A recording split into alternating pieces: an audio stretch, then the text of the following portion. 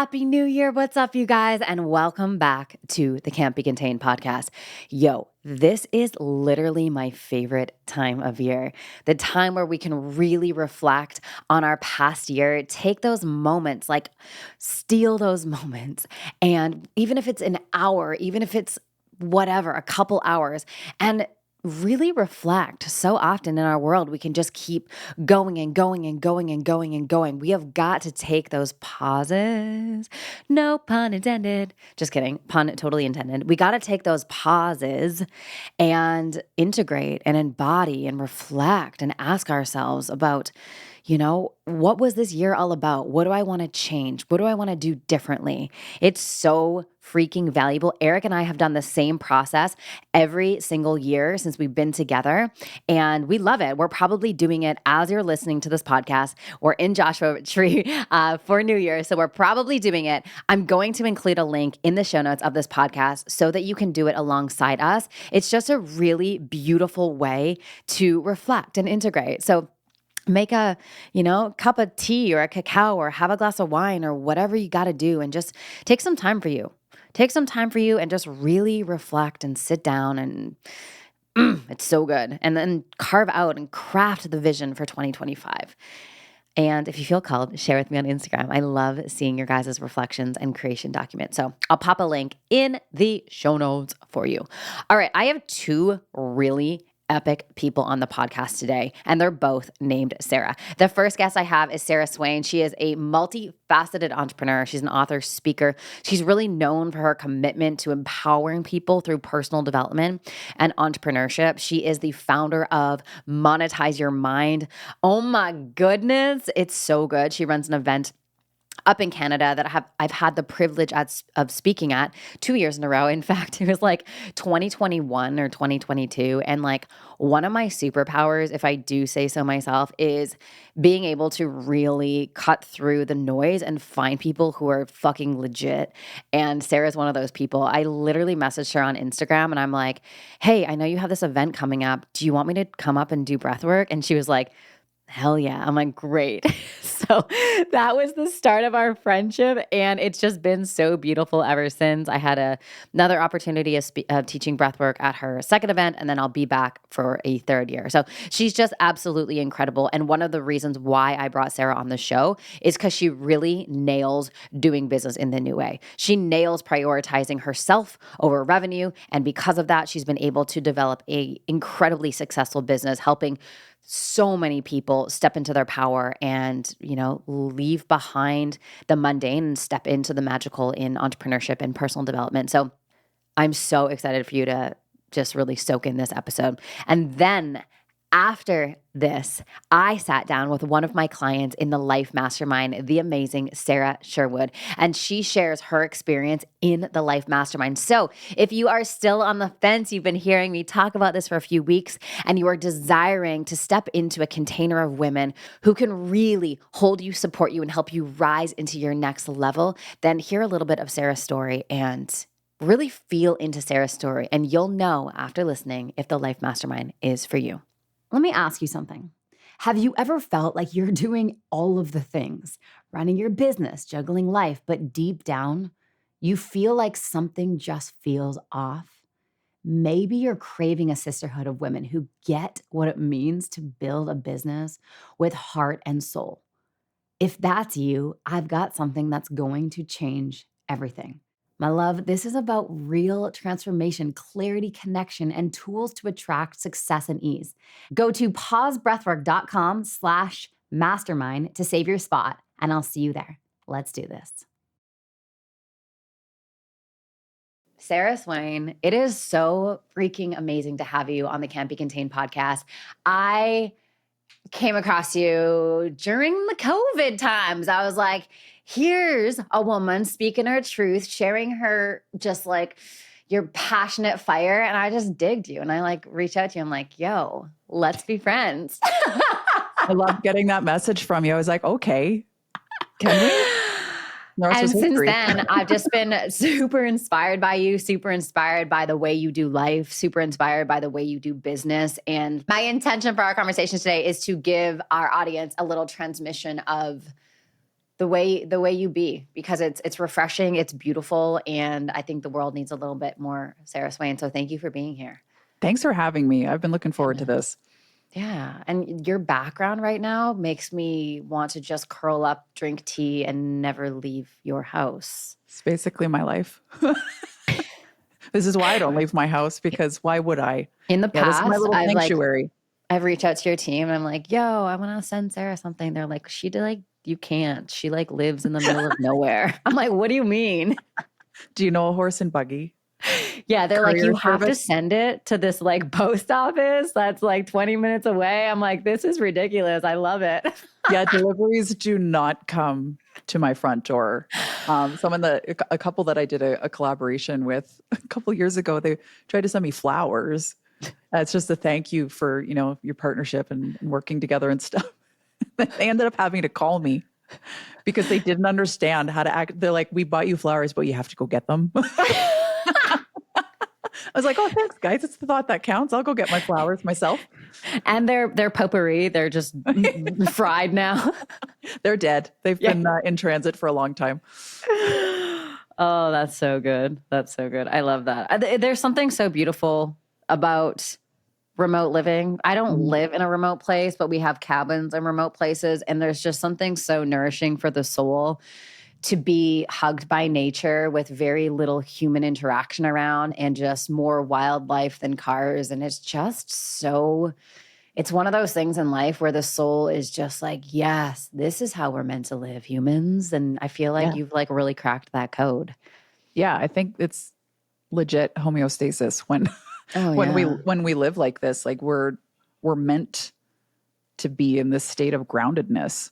And I grew up rural, and I didn't appreciate it when I was a kid, especially when I was a teenager, and it was such a pain in the butt to go see my friends because we had to get parents to drive us around all over the place. And it felt very inconvenient, and I could never understand why my dad was so adamant sending us out to the sticks to create a life for ourselves. And I'm like, oh, I get it now. I understand why you had your heels like dug in the sand, that this was going to be our lifestyle. But it took me like 20 years to come back to that realization. Mm-hmm.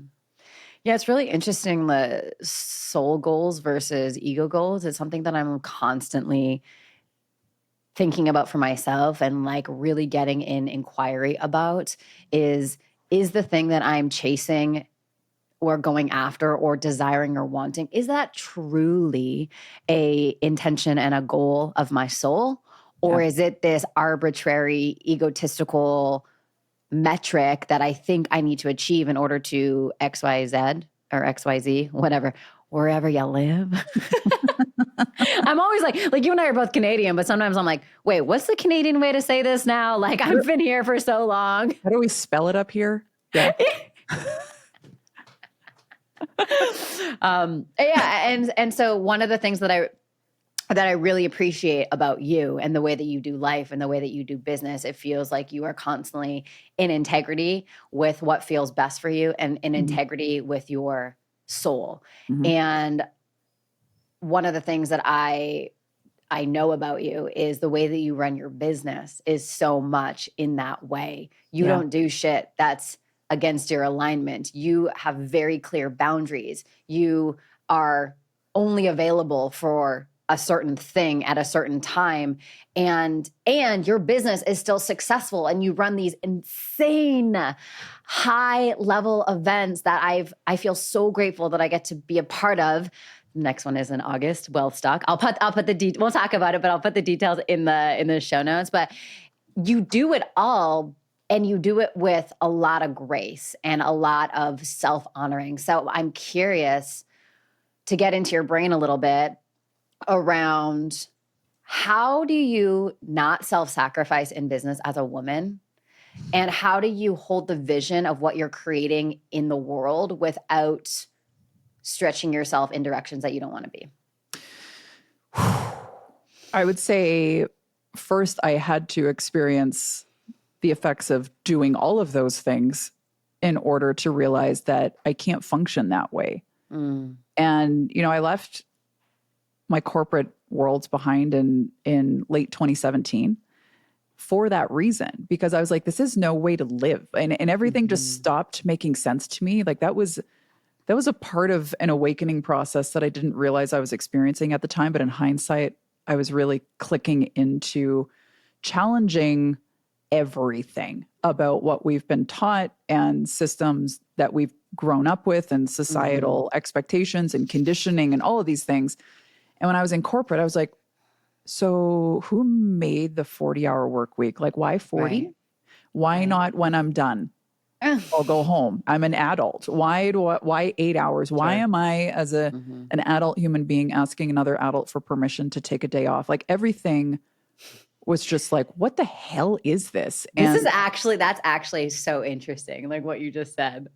Isn't it so bizarre? I mean, when you're in it, but that's just normal. We normalize chaos. Just normal because that's what we were taught success looked like. And so that's what I did. I chased everybody else's definition of success. And I was, on paper, by society's definition, very successful at a very young age in my corporate career. If there was a promotion, I went for it, I got it, like 100% of the time. And I just climbed and I climbed and I climbed. And then in my early 30s, I'm having like FaceTime dates with my husband while I'm in a hotel room and he's at home cooking dinner. And I'm just like, something's not right here. I was spending more time in airports and airplanes and hotels than I was in my own home with my husband that I was newly married to. And then on Sundays, I'd be bracing myself for the impact of Mondays. So that whole world was just a visceral no for me. It became so undeniable for me that I can't do this. It's so out of alignment that the fear of not knowing what the heck I was walking into if I decided to go start my own business was way less than the thought of me staying there for another year. Yeah. So the fear scale tipped for me. But then what ended up happening in entrepreneurship, because I was unconscious of that depth of conditioning from that way of life, that I just kind of created my own corporate hell in my own operations. And I had to wake up to that, a few years into building my business, thinking, wait a minute, I literally left my corporate career so that I could have more control over my time, have more freedom over how I get to spend the finite amount of time that I have here.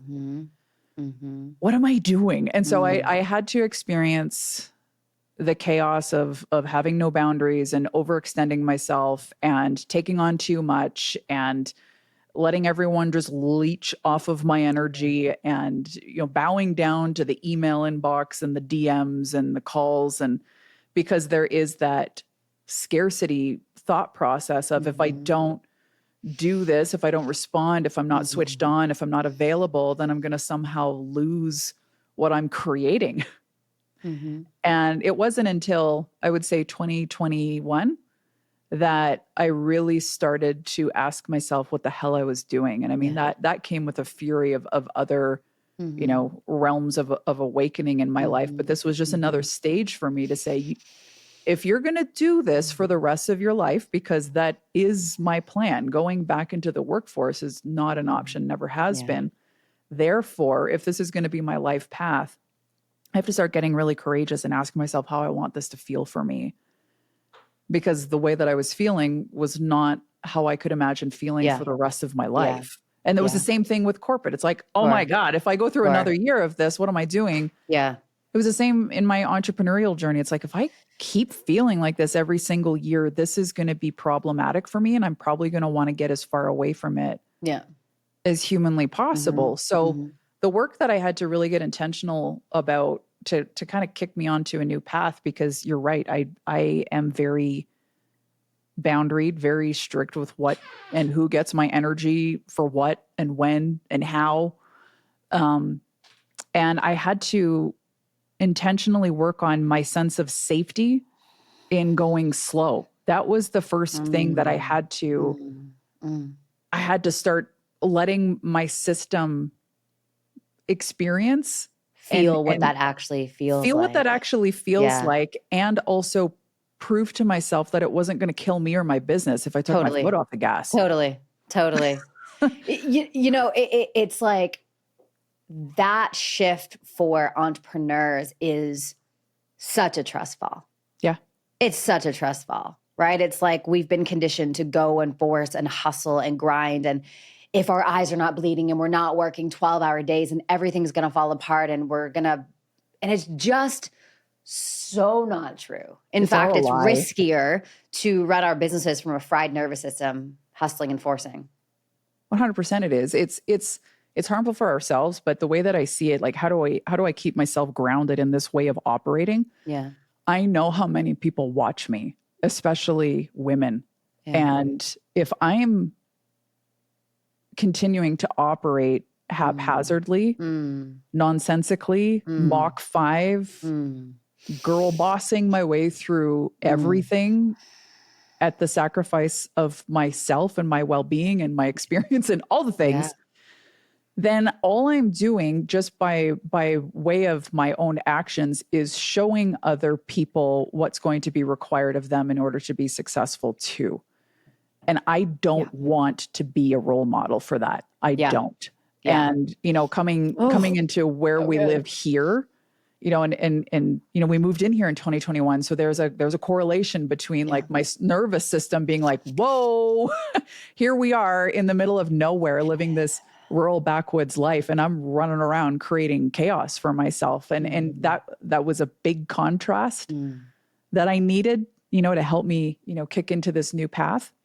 But I want to be an example of what intentional living can look like. And that was what I started out doing. Like that was what my soul called me to do when I left my corporate career.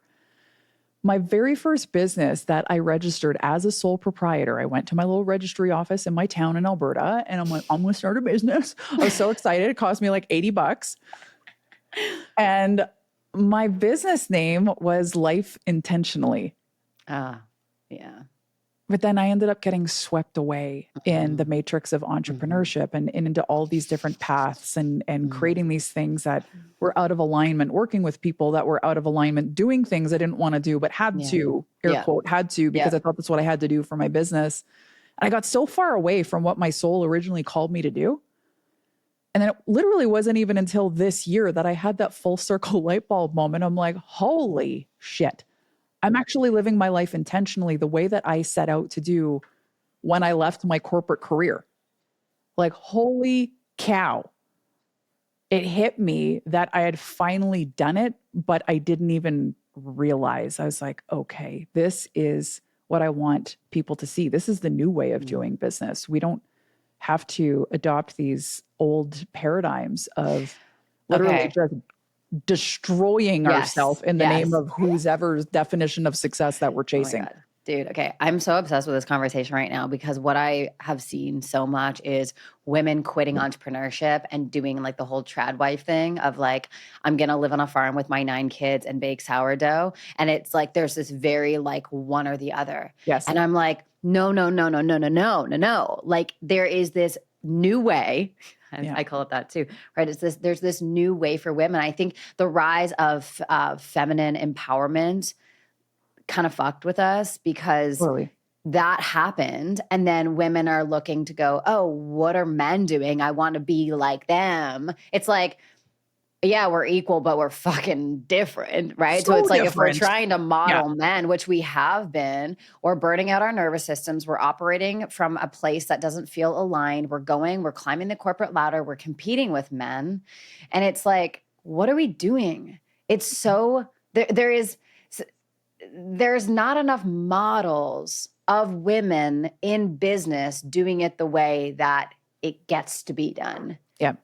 And that's, and I didn't have anyone to really model that for me because, I mean, I was swept up in, the feminist movement in that regard until I realized what the byproduct of it was actually becoming. Yeah. And it was exactly what you just said, where women were actually removing themselves from womanhood in the name of this idea of society's equality, right? Yeah. And so we pendulum swung over into these career-driven maniacs who were then, enter into the intersection of motherhood, which I'm not there yet, but I've witnessed enough of my friends experience this to know what that must have been like to you'd be working 40, 50, 60, 80 hours, in career, building a business, also having children. And then I'm covered in dog hair. My dogs are like, hello.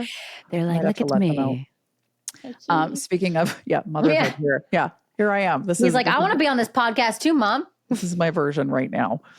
But this is what I was witnessing, and something would have to give. And then the woman would end up feeling so consumed with guilt and shame because they couldn't hold it all. And how could they?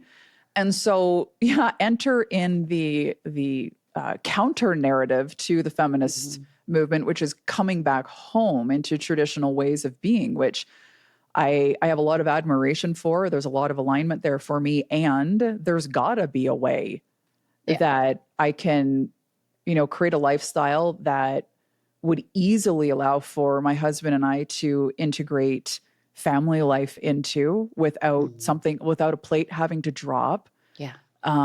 And be able to still have quality time and do the things that we love to do and still get the work done, but making sure that the work is done in such a way that it never compromises my quality of life. And that just requires us to think so differently about how we're conducting ourselves in business and how we're setting stuff up from the get-go of if I'm going to create this thing, or I'm going to launch this thing, like whatever it is, what needs to be true about how I'm doing this in order for me to live how I want to live. And then you create your business from that space. Oh, dude, I love this. Yeah. Okay. Instead of being like, I hope I have time at some point in 2025 to do the things I want to do. We may as well just go back into the workforce at that point. 100%.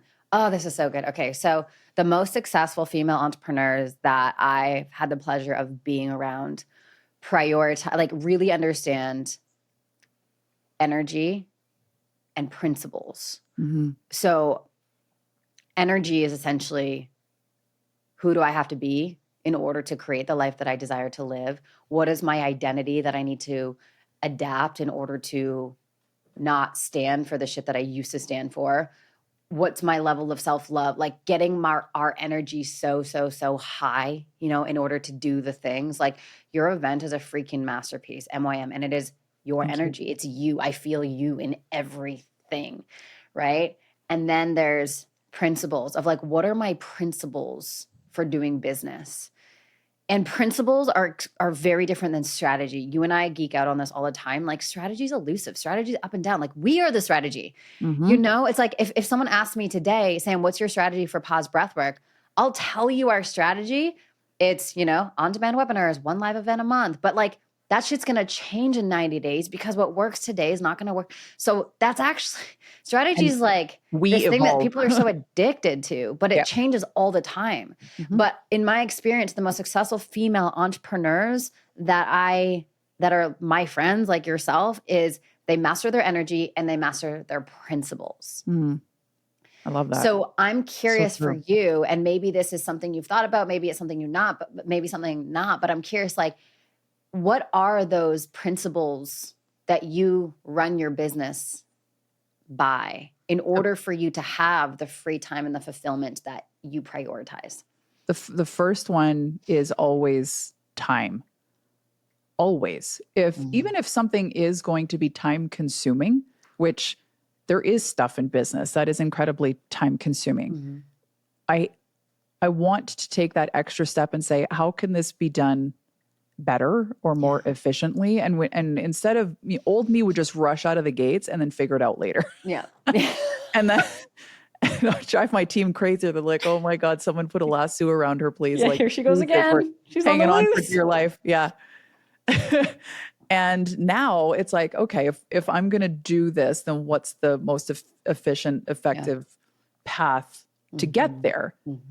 In a like I'm known for taking things to market quickly. But what happens behind the scenes has been countless trial and error runs of figuring out how to actually create proper workflows and effective paths forward so that I'm not doing things unnecessarily difficult and I'm getting the right people on board to take all the stuff off my plate that I suck at, or that my energy is completely depleted every time I enter into that area of business. And the next big one is freedom. Am I going to feel free and liberated while I do this? If the answer is no, I'm not taking it to market, because that is one of my fundamental core values as a human is liberation, personal liberation. And so I can't, be liberated in one area of my life. And I love how Mark Groves talks about this too. And this was a big topic for him when he was talking about leaving Instagram. Because he did that at MYM. Do you remember that? I know. That was so rad. What an honor. It's like, yeah, you can use my stage for this. This is kind of a big deal. Such a big deal. I love it. But so powerful because he's the liberated love guy. He's like, so I'm liberated in my relationship here, but I'm completely held captive over here. And I look at that in my business. If I'm free over here, but I'm not over here, then I have to address this thing over here so that I have the ability to, whatever my definition of freedom is and what that looks like for me, make sure that that is never compromised.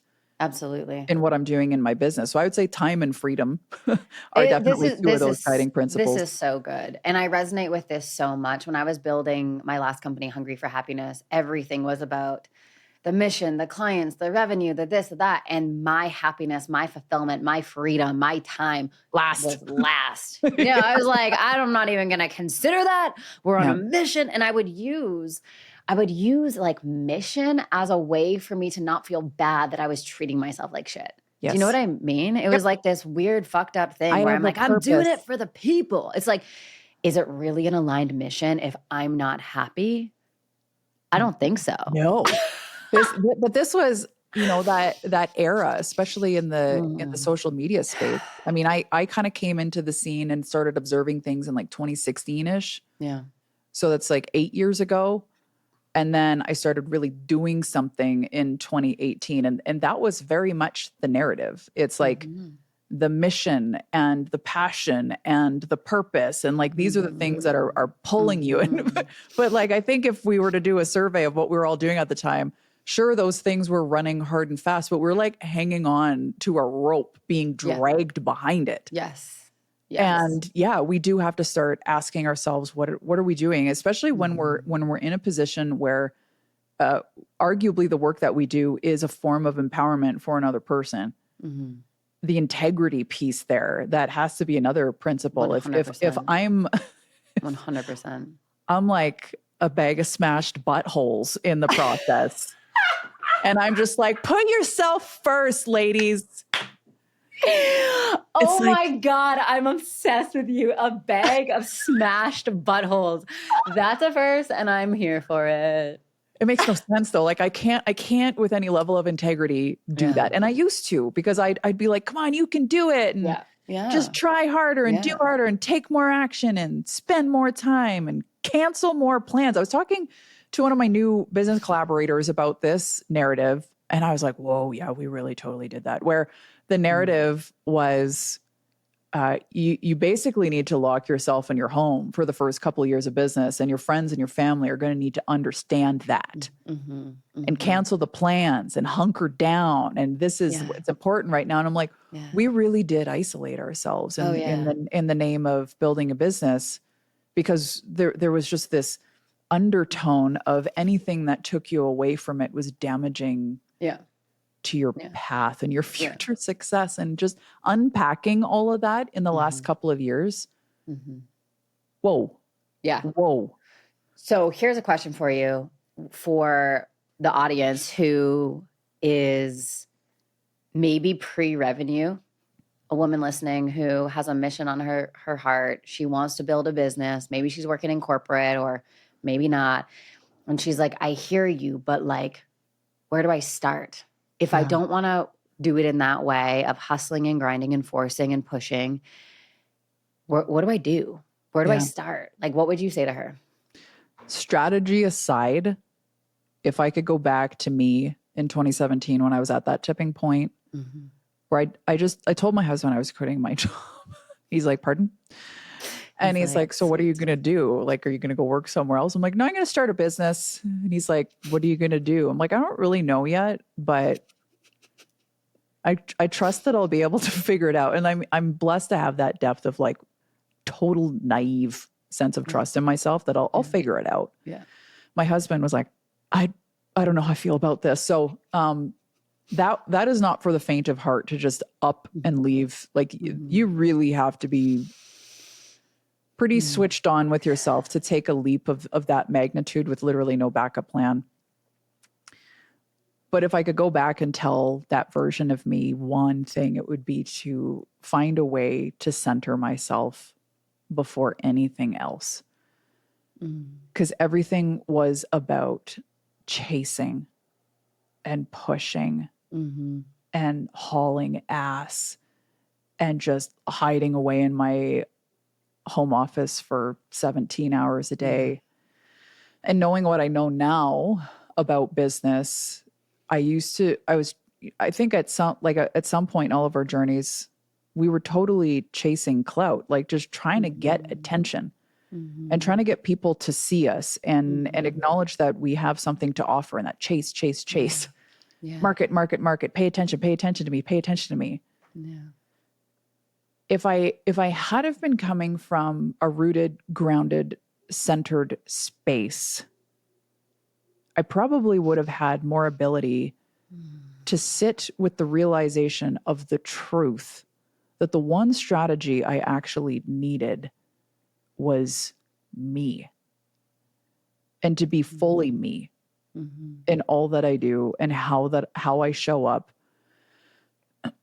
Because that is the thing that has taken, I would say, 70% of the workload off of my plate, is just allowing me to show up in my truth.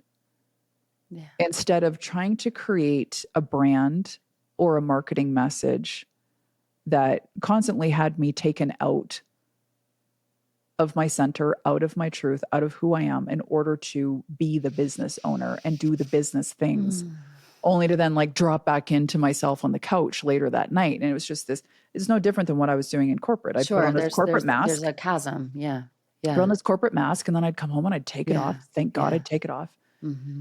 But that's the thing that I that has been really illuminated for me over the last couple of years. So I would say the last 4 years specifically, and then really just witnessing other people attempting to build their businesses too, and immediately going off on that like wrong foot of trying to be the service provider instead of simply showing up as the person.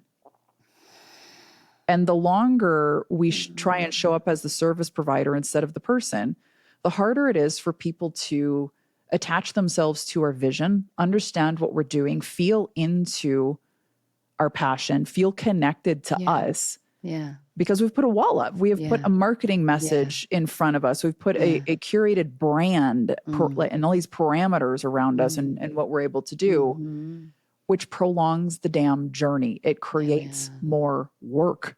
Yeah. It makes everything that much harder. You have to market harder. You have to market more. You have to spend more money in order to get the attention that you rightly deserve to have in your business when you're creating great things that are of service to other people. But the missing link is people buy from people. Yeah. And I could have saved myself 4 years easily of so much trial and error. Because what ends up happening is when we don't show up fully as ourselves, who are we attracting if we're only showing a part of ourselves? Oh, for sure. The people coming in, especially if you're a service provider, it's a little different for product-based businesses. Service providers, we're sharing direct energy with people, whether directly in one-on-one, through groups, live events, groups, retreats, communities, coaching programs.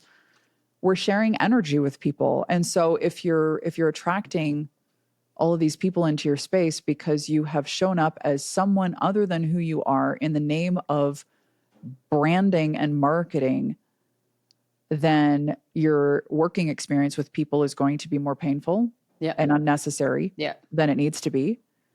You have to work that much harder to get attention because you're literally messing with quantum physics.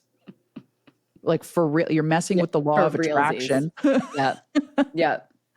And I wish I had have known that it could be that simple right out of the gates of just be like, let's just be me and just see how this goes. And I mean, it's easier said than done. There's a lot of work that goes into having the courage to simply show up as yourself, and you can only be authentic to the extent that which you know, understand, and accept yourself. I mean, there's a lot of nuance in that discussion as opposed to just being able to flick a switch and one day you're authentic. Sure. But if I had have understood that that was the greatest strategy I could have ever deployed, I would have started there. Dude, that's so freaking good. I truly believe that business, number one, is a spiritual practice. Number one, above anything else. Like, I say this all the time. It's like pause meets my needs on such a deep level in a good way, and it pokes on all my insecurities every day. Yeah. So the work that I need to do internally in order to stay neutral, like I literally have this Post-it on my desk that says be neutral in everything with business because it's just business. So it's like, how can I not attach my worthiness and my anything to anything and just treat it as a spiritual practice, right? Yeah. If I get triggered, let me go in. It's not about the business. Let me go in. Let me excavate. Let me heal. Let me integrate. Let me metabolize that wound. And then secondly is like business is artistry. Like business is our art, you know, like pause is my art. MYM is your art. It's like I'm pouring my soul into cultivating this thing that is like an expression of me. Yeah. And then, you know, business is service as a third one. But I love the jumping off point that you shared around the best thing that we could do is be fully us, be 100% us, like double down on just showing up without the marketing, without the, this is what we need to say, and just be like, yo, this is where I'm at. Yeah. And when I look at my career and I look at the years where I was completely unhinged, didn't give a fuck, said whatever I wanted, those are the best years in business from a profitability standpoint, you know? Yeah. And then I can see like 2021 when I told a joke about COVID online and I just got fucking destroyed.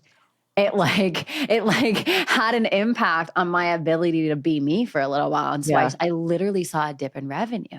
You got slapped, yeah. Dude, I got slapped. I got bitch slapped. I wish that my bounce back was quicker, but it just is what it is, you know? Yeah. Like I've never experienced the magnitude of like 5,000 people all at the same time telling me I'm a terrible person. Like that was intense. We're not designed to be able to manage that. No, I'm like, oh, that fucking sucks. Like that, you know? And looking back on it, I'm like, that was a hilarious joke that I said. You should say it again. You should try it again. See what happens. Oh my God. So like I was talking to Mark about it and he's like, it all has to do with like timing, right? It's like you can say the same thing a few months later and it's going to have a completely different impact. But like the moment that I said it was like at the heat of COVID and people were just so not having it. It was intense. It was an intense time. That's an example though of like those principles of liberation for me that I understand. Like I saw this happening all over the place on social media of 2020, the cancel culture, I think peaked and it terrified people in 2021 and into 2022 of being able to say the thing that they want to say because there was live examples in front of us everywhere we turned of what the repercussions are of speaking your truth. Yeah. And it got to the point for me because I was being careful. I was scared. I was like, holy hell, man. I was running a publishing house at the time and hosting events, which that one got canceled in 2020. And I vowed never to host events again because refunding all those, like nightmare. And then you did it 2 years later. Then I did it again, but with a totally different community. It was everything changed. I'm like, okay, if this is what it's going to be like, I can do events again. Totally. But I remember talking to my team in early 2021 because they knew that I was at the point of combustion. Like I have to say something because I'm going to explode if I don't speak my truth. And justice is a big factor for me too. I mean, it's all over my astrology, my gene keys, like justice. That's why I'm such a squawk box on the internet when I feel like something's not right. I'm like, this isn't right. Like that's my justice running through my DNA, right?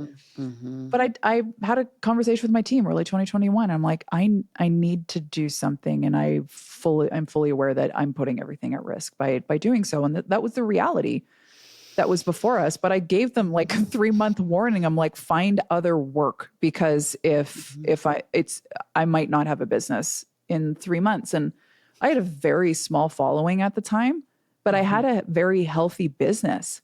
My publishing house was doing well. My events were doing well. My coaching programs, like everything was great. Smooth. I was in that like multi-6-figure, early stages of multi-6-figure status. I'm like, it's good.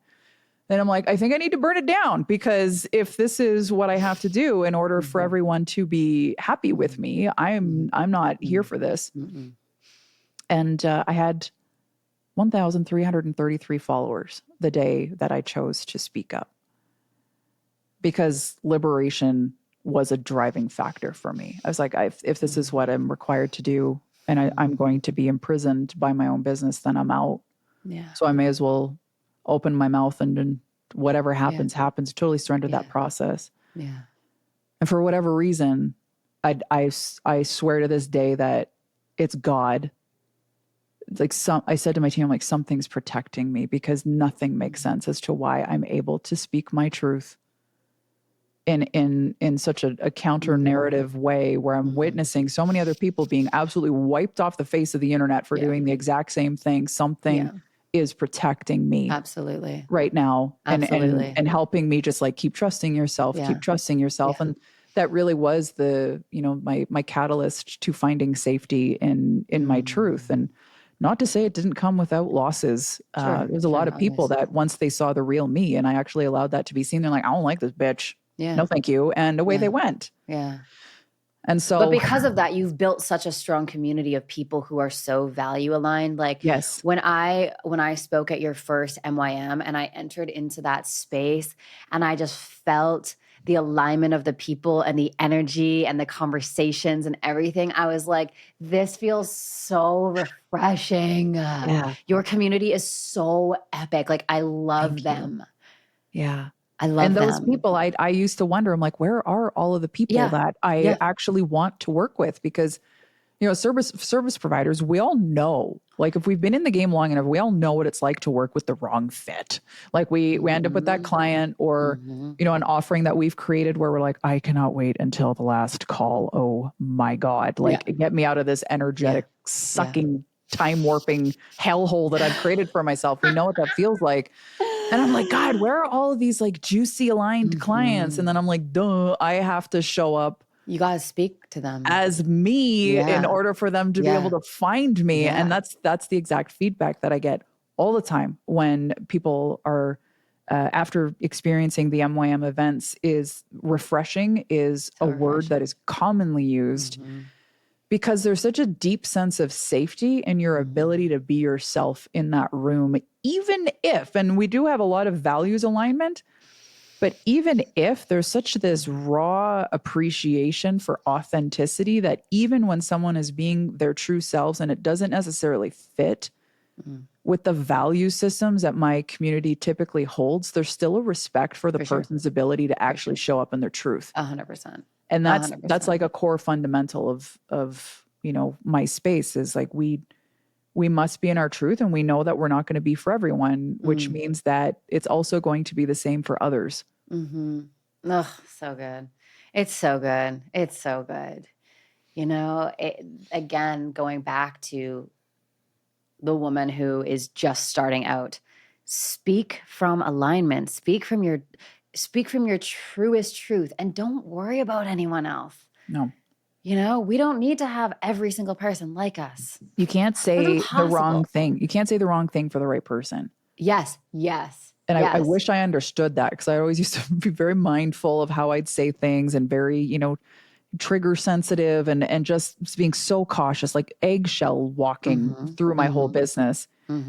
And then I'm like, oh, it's so weird that if someone were to come to my house, they would experience someone totally different. And they'd be like, oh, I didn't know that about you, or I didn't know you were into this. And I'm like, I don't want to have to constantly be explaining to people about 100%. why I am the way I am. And when they meet the real me, the way that I want to feel is like, if you're in my living room with me on my couch, or you're at my event, or you're listening to me yammer on my Instagram stories, it is the same damn person. Yeah. 100%. Like through and through. Yeah. And so people know exactly what they're going to get from me, regardless of what modality they're experiencing 100%. me. And there shouldn't be a difference. And I'm with you. We should have that person in our life that could be a litmus test for that. And that's my husband for me. My dear friend Meegs that has played such a big role in the MYM events. I mean, those two know me backwards and inside out and upside down.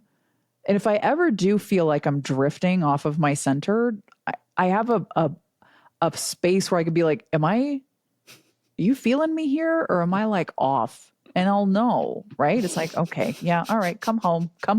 Beep, beep, beep, Yeah. beep, beep, beep, beep, beep, beep, beep, beep, beep, Back it up. Oh, dude, I love you. I love having this conversation with you. I love what you're all about. I love the inspiration that you bring into the world for people to find their way. You're like you're a disruptor, you know, Thank you. in like the best way, you know, like shake shit up. I feel so grateful that I get to speak on your stages. So thank you so much for trusting me. It is an honor. Thank you. Dude, it's so fun. I promise I won't take a piss with my mic on at the next events. The fact though, this is how I know I have the right people on my stage. I know you sent this out an email. Do your listeners know the story of this? I think some of them probably do. The best, because that's how I know I'm like, this is exactly who I'm supposed to be on stages with someone who can literally walk away with their lapel mic still strapped on, turned on, volume on high. Oh my God. Take a piss so all 400 people in the room can hear it, while Jen Pike and I are on stage listening to you. Just thank God it was just pee. I mean, it could have been a lot worse. That's what everyone says. You could have the nervous poops. I mean, there's a lot of things that go on. If I had diarrhea and I'm walking back in that room doing the walk of shame back on stage, I was like, I had to pee so bad I couldn't handle it. And then my breath work was right after the panel. I'm like, fuck, I'm gonna have no time, and there's no way I can last another hour. But I just love that. First of all, like the fact that you feel so safe on my stage, being like, I'm just gonna excuse myself and go to the bathroom. I'm just gonna leave. In hindsight, I'm like, what the fuck? But that's what I love. It's like, yeah, this is just normal. Like, this is like we're hanging out on a couch in my living room. That's what it felt Sam's like. gotta go pee, and Jen and I are gonna shoot the shit for a while until she comes back. Jen's like talking about hormones. I'm like, I can't add value here. I'll be right back. But it was such a gift to the audience, because the audience was the one that was freaking out. They're like, oh. And Jen and I are like, oh. And the audience, though, I think we all did. We just, oh my God. We gave them such a gift by way of you peeing with your mic on, to be like, it's fine. Like, if we can be up here, I've been on stage navigating panic attacks. You're peeing with your mic on. I mean, all sorts of stuff is happening, and we're still here doing it, you know? We're still doing the thing. We're still doing the thing. So we're doing it bigger. We're doing it better in August. Wealth Stock. I'm so excited. It's going to be like the most badass festival meets business conference meets hang time meets just hanging in Canada, listening to country music, having a great time. So I'll put is the link live to buy tickets? Yeah. We just had a Black Friday promo, like a little quickie flash sale. They're going live officially in January on early bird. Okay.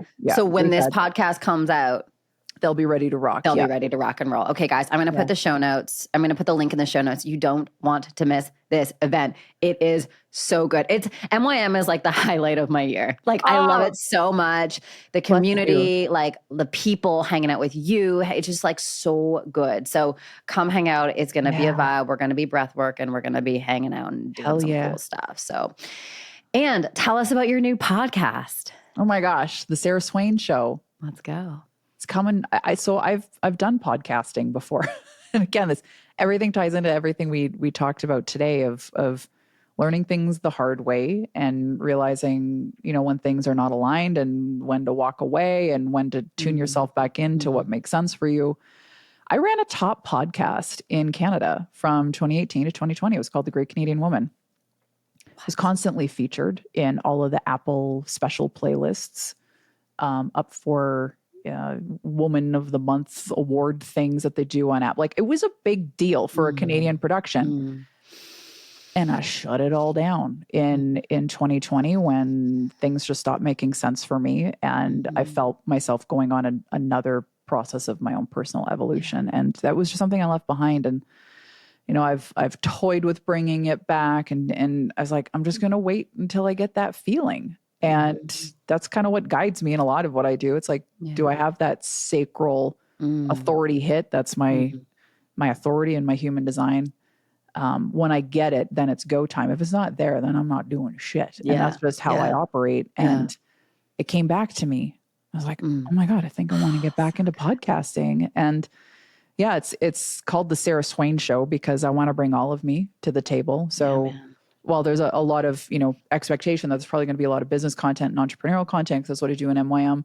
There's also a lot of expectations. There's going to be a lot of political dialogue. That's what a lot of people tune into me for. It could be anything. Yeah. It could literally be anything. And I want, again, value of liberation to feel as though I can just turn this mic on and riff. If I want to riff and pull on any guest that I want, and just be completely free in that whole process. And it's coming back in January. So January is a lot of stuff going on. It's a big month, sis. It's a big month. Podcast launching. This. My new website's coming out for the first time in my entire entrepreneurial experience. Yeah, I've had like such a Bush League website. Also, PS for anyone new, your website doesn't mean dick in your first days of business. Matter. It just doesn't matter. I think if you go to sarahswain.ca right now, it just says, I'm sorry for the dumpster fire. I'll be back later. Like it's so bad.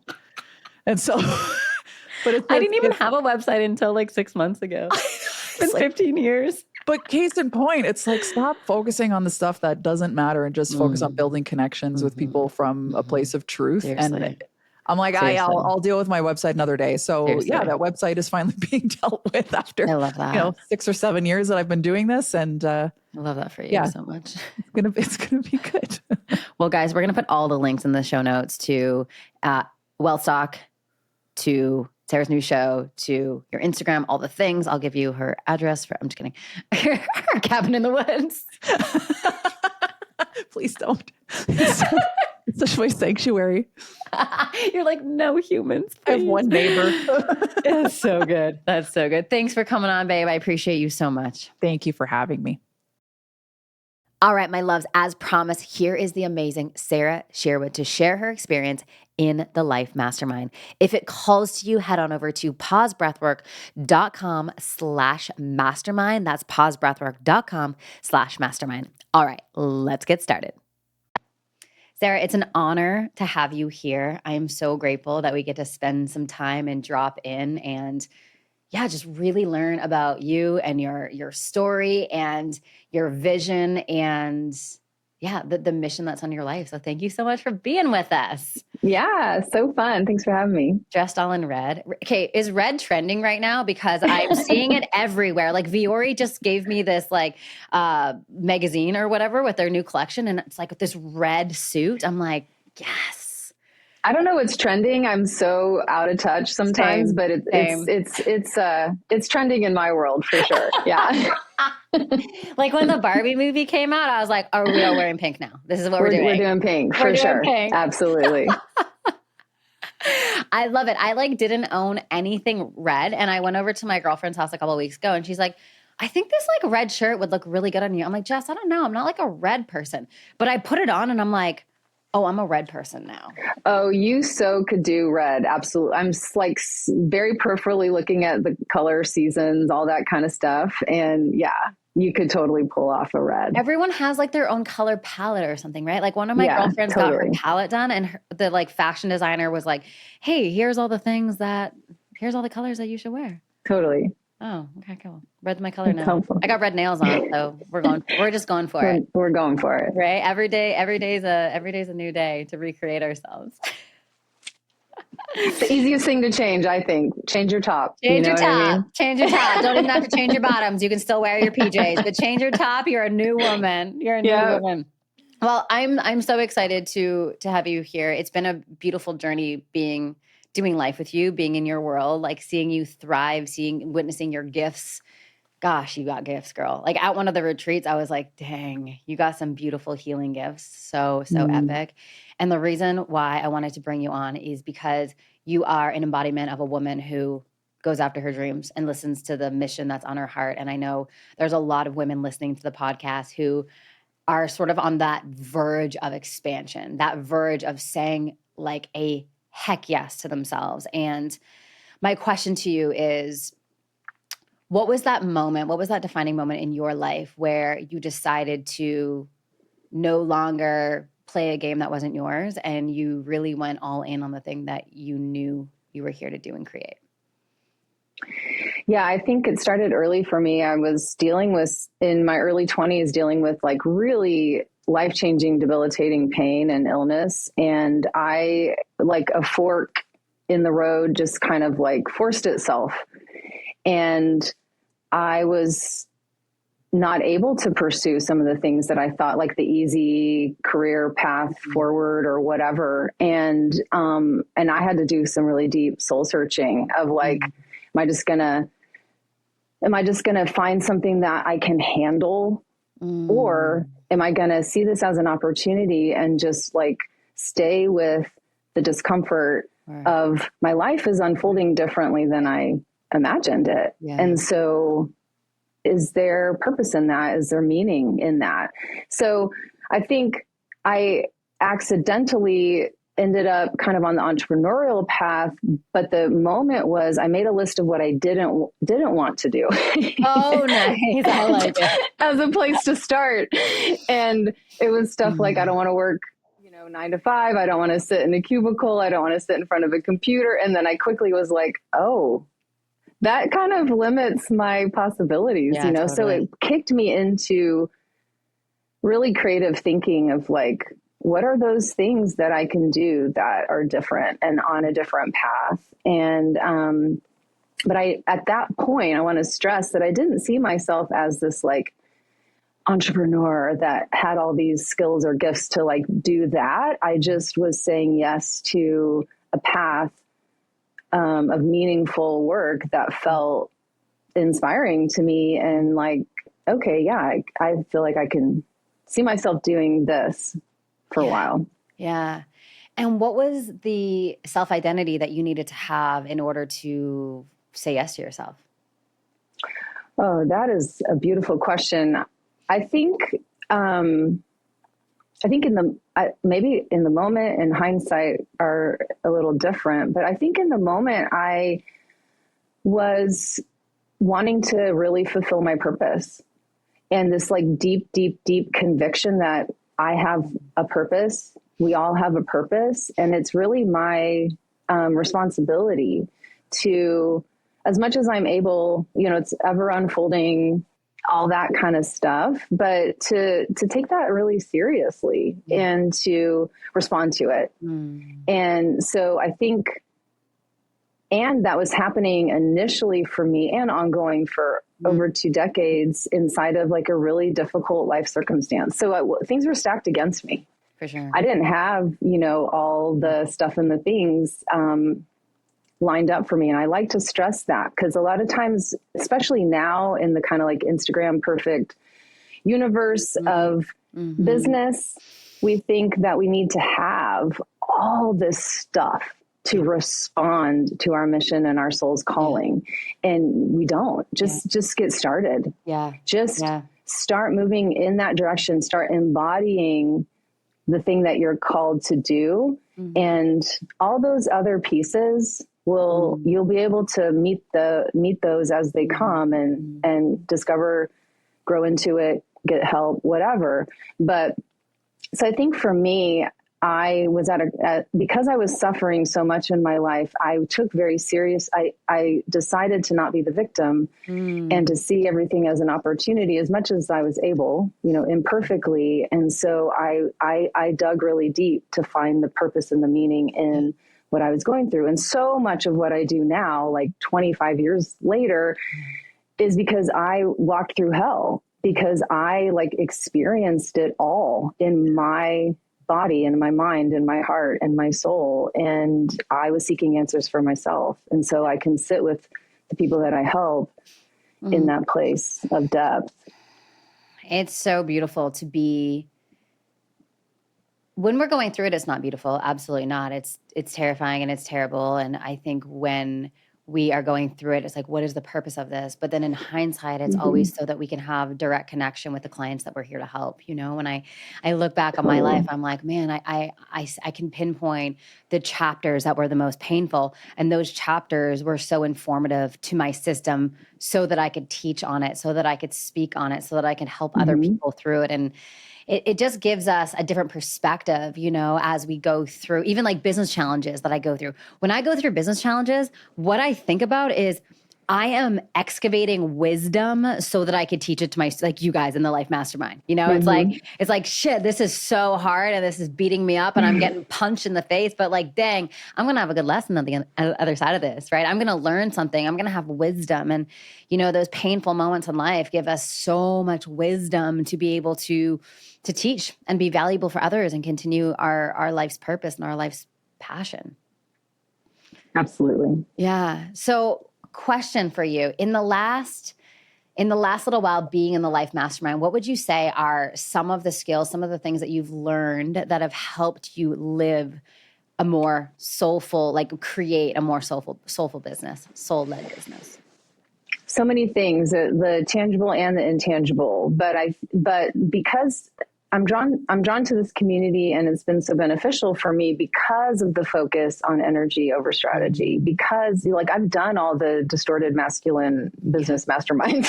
Been there, done that. We did. We went there. We got the t-shirt. Had the t-shirt. It was not red. It was, yeah. And so, and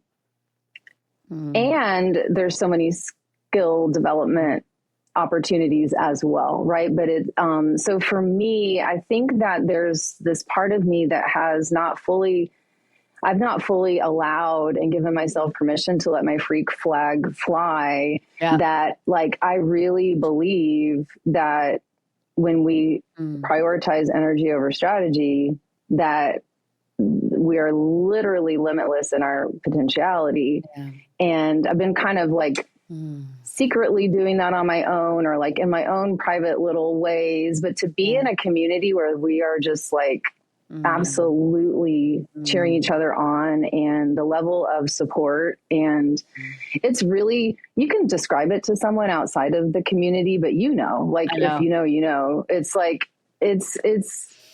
I've been doing this for a minute and been in a part of a lot of communities and organizations and groups. And it is a whole other level of support, encouragement, and celebration with absolutely no comparison and competition.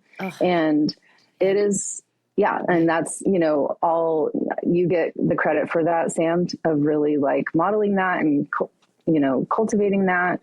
But I think that just going deep in the energetic architecture practices and really valuing changing how I'm feeling on the inside. And then just the ease and magnetism that I'm flowing in right now is really, it's it's too easy. Dude, I know. That's the deconditioning, obviously, but I'm I didn't do that. How'd you get that opportunity? I don't know. I breathed a lot. It's it's the greatest things that have happened in my life the biggest opportunities, the biggest lap drops came from a place of ease and just magnetizing the opportunity to me. You know, I like the things that I worked the hardest at, those things always fail. Totally. And what I want to say is I thought I was doing that for a long time, right? I was like manifesting real hard. Like I was going hard with manifesting. Oh, manifesting. You know what I mean? Yeah. And I was like, yeah. And it's okay. I love my tenacity, and like I was trying to learn and all the things, but it was like you just kind of transfer one way of being onto a different process or practice. Totally. But I was still like hustling at manifesting. Yes, I was hustling at manifesting. Isn't that funny? So when I ran my last business, it was Hungry for Happiness, a lot of emotional eaters. Well, guess what? I got a lot of alcoholics because they just went from being an alcoholic to having a food addiction. It's the same shit. It's a different vice. And that can happen so easily with work, right? It's like we're hustling and forcing it this way. So then we're just going to hustle and force that manifesting. Yeah. I was like hustling hard in the gifted feminine, you know? Totally. The small print of manifestation that these people are not teaching is manifestation is not it's a freaking embodied somatic experience. We have to get into the body. If your body is jacked up in scarcity and limitation, but you're trying so hard to manifest, it's not going to work. No. And I got to be honest, like that was a lot of some very frustrating years, but I truly feel really grateful that did not work for me. Oh, that's a great I have insight, deep gratitude that did not work for me. Because you know what, in my conditioning, I'm actually pretty, air quotes, good at figuring out the formula and working really hard at it. That's my old, exactly. Yeah, that's my old shape of my embodiment. And so I'm just so grateful that didn't work for me, because it works for some people for, you know, in a certain measure or certain length of time. And so I'm just so grateful. So anyway, having released that and being like, yeah, I can see what's happening here as I'm allowing for the continual development of myself. I'm going like, oh, okay, I see what I'm doing here. To be in a group where there really isn't, that just isn't present, the efforting, the striving, the pushing, the performing. And if it shows up, it's more in a context of like, how can we support you in softening around that, you know, as opposed to like, go. Yeah. Well, it was interesting. Even like taking a real life example from yesterday, you know, one of our members was like, man, it feels really hard to like fill these challenges and do it this way. And I'm like, why are you doing it that way then? If that's not what you love, do something else. Because guess what? There's a million strategies to make $1 million a year. There's a million strategies to make $10 million a year. It's like, what game do you want to play and how can you align your soul with it? I don't do shit that I hate. I don't. Right. You know, I'm extremely disciplined with doing stuff that feels aligned and energy rich. Extremely disciplined. And that's why things move and work. But I think we have this old conditioning of like, I have to work really hard and I have to push and I have to force and I have to do it in a way that doesn't feel good. No. The not feeling good is an indication that we need a new strategy. That one's not, that one might be right for Becky, but not for Chelsea, you know? Right. Yeah. And it's like, there's a high level, this new way of doing business in the feminine, doing business with energy over strategy, doing business where we prioritize our femininity over our force, all of that.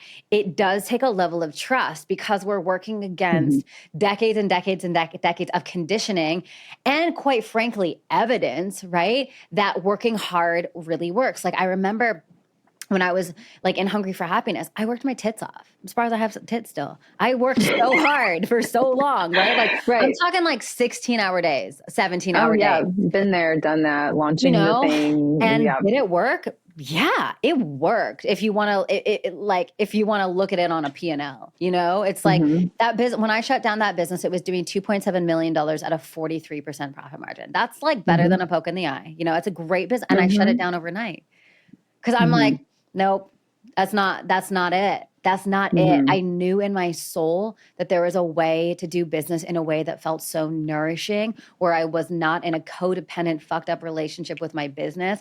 And I was actually doing it in a way that felt amazing. Right.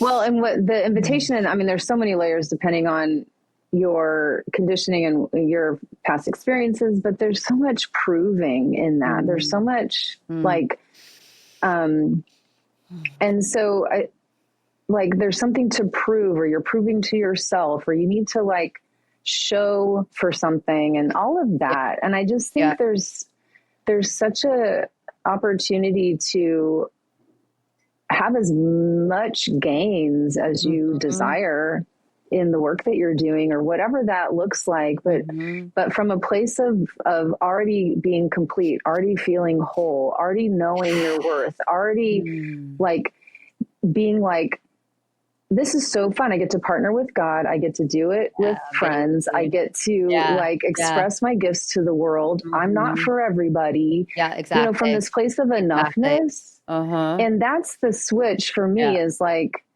if I'm not enough and something's missing, then I'm seeking outside of myself, you know, and I'm never going to find it, even if it like looks appropriate or healthy, or like it's not some weird way far out there thing, but it's not gonna, it's a classic, like, you know, VH1 behind the scenes is, I'm aging myself, but like, you know, it's like you reach to stardom and then you like get all the things you want, and then you're like totally depressed and empty and alone or whatever, you know. It's so, to me, that's what's really gotten to be practiced with others in a much, I mean, I have my circle of friends and people I, you know, have in my life that obviously are in a similar frequency. And it's like up 10 notches in the life mastermind. And also just like, being able to have that shared belief in self, but in others as well. And I feel the reflection of that. Yeah. From you, from the women in the group. Like, I don't doubt, or, you know, it's so beautiful to just receive the reflection and the mirroring of like, I'm so delighted in. Receptivity is a huge misfire with women in business doing it the old way, right?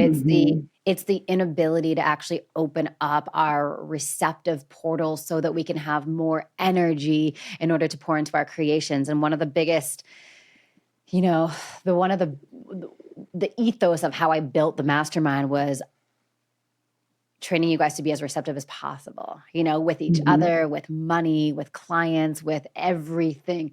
How can we fill these energetic bodies full of so much resource that we become truly unstoppable? Because I really believe blocking our receptivity is one of the greatest success cock blockers in the world.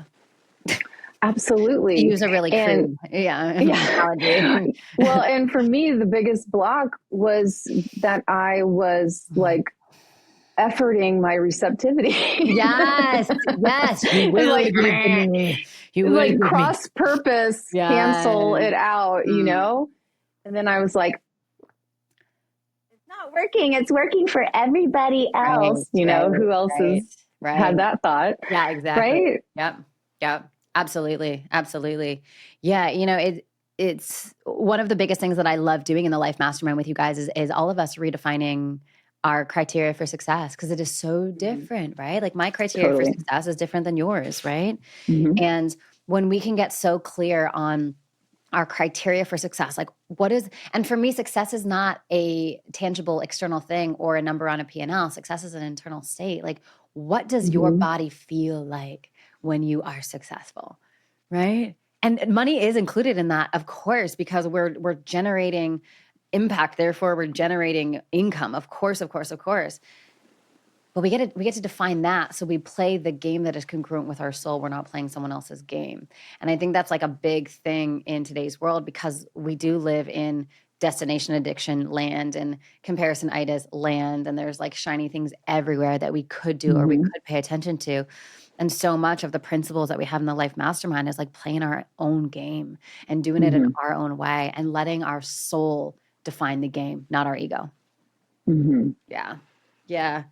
Absolutely. Oh, so my love, if there's someone listening right now who is like, I think I want to do the Life Mastermind, providing that it's not full, because somebody just renewed for year 2. So we're down. Welcome. I'm so happy. Grab my spot. So at the time of recording, we have 8 spots open. You took the 9th one. So great. I'm so excited. So what would you tell that woman who is listening, thinking that she wants to take a quantum leap in her life and business? What I would say is that this is going to be way more holistic than you could even imagine. And so, yes, to all the business upgrades, yes, to all the clarity, yes, to all of the support and the ideation and resourcing and all the things. But if you are at a point in your life where you're wanting an app, like a full self upgrade, and you feel like, I just keep kind of circling around some of the same things, and it's like new year, new me, but we're trying, just trying kind of in the same old way. That's who I think this speaks to the most. And just like, that's actually, I signed up last year in one of the most difficult relational challenges I've experienced as an adult. Yeah. And I was not in a position to like explode my business, but I said yes to it because I was saying yes to a container that I knew that would hold me. And I was like, I'm determined, feeling my emotions. Like, this situation and circumstance that I just walked through is going to make me only better, stronger, wiser, deeper, softer, blah, blah.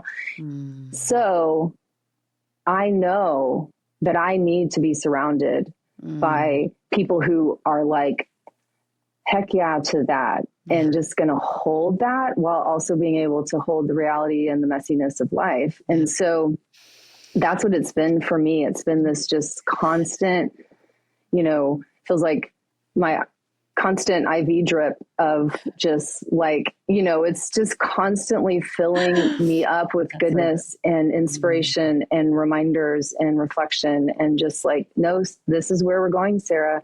This is who we are. This is what's possible. This is, and so that's me speaking to my experience, but it's been so much more. So I couldn't emphasize it strong enough that it's been so much more than a business mastermind for women. And yet it's the most like impactful business mastermind for women that I've ever been a part of. It's sneaky. It gets in there. It's there. All of the things. Oh my gosh, dude, it's a pleasure to do life with you in all of the ways. It's been so fun just developing a beautiful relationship with you as a friend, as a client, and everything above. You're just a joy to be with. So thank you for coming on the show. Thank you for sharing your experience. And I just, you are a permission slip for women who are just a couple steps behind you to say yes to themselves and yes to the mission that is on their life. So for those of you who feel like, yes, I feel like the Life Mastermind is my next step. Again, there's 8 spots left at the time of recording. So head to pausebreathwork.com/mastermind. That's pausebreathwork.com/mastermind. You can also come over to Instagram and come say hi and just chat in the DM to see, just have a conversation with me about it as well. So Sarah, thank you. So welcome. Thanks, Sam. Love you a long time. Bye. Love you all the time. Can't be contained.